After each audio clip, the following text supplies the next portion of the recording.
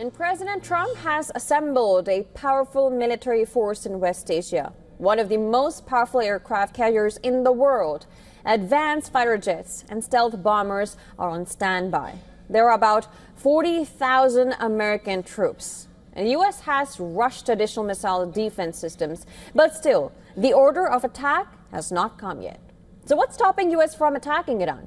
We take a look at 5 brutal military realities to explain why overwhelming American power is not translating into action. Take a look.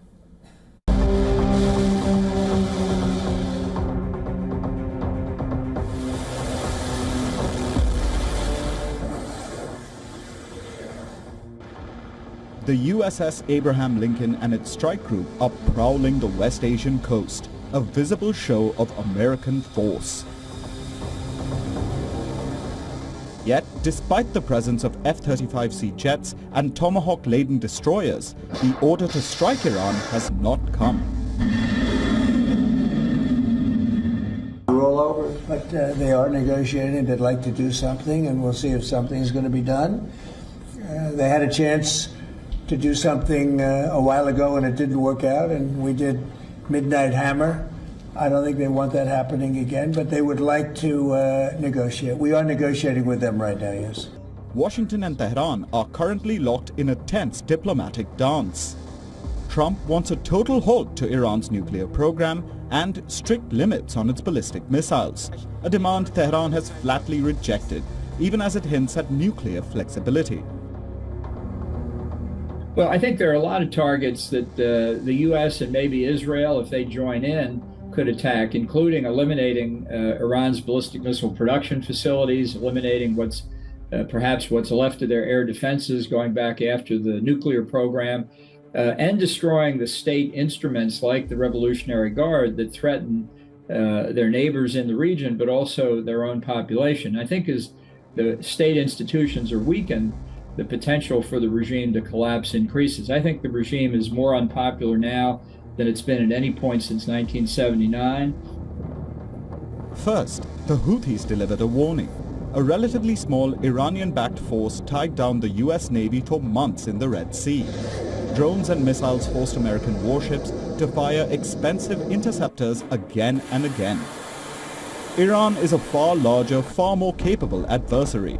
While the Houthis tested, Iran could overwhelm.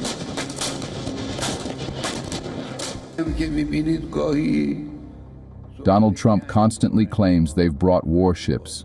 But the Iranian nation shall not be intimidated by these things.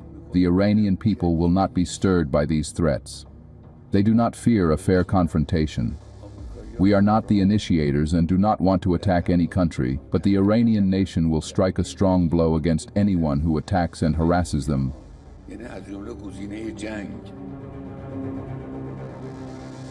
Second, missile swarms beat missile shields. Iran has several hundred ballistic missiles at its disposal. Ballistic missiles, cruise missiles, and even hypersonic missiles. Along with that, there are thousands of drones. Even the best defenses struggle against saturation. One leak is enough to cause damage and change the tide of the conflict. Third, America is running low on interceptors. US stocks are depleted after the 12-day war in June between Israel and Iran. Each interceptor costs millions of US dollars. Iran's missiles are cheaper and faster to replace. In a prolonged exchange, the math turns unfavorable. Israel alone spent over $17 billion during the June conflict. This time, the cost for the US could be much larger. Fourth, US allies in the Gulf would take the first hit. Iran has warned that its response would not be limited.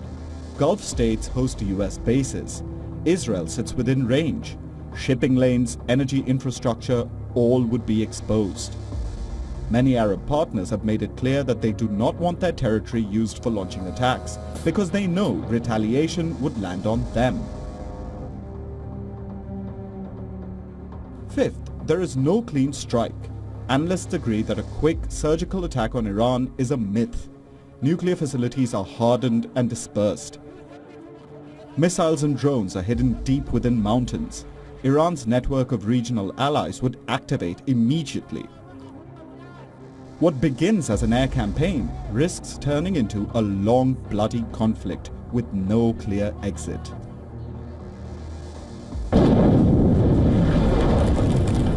So the military buildup continues, pressure rises, tense diplomacy continues.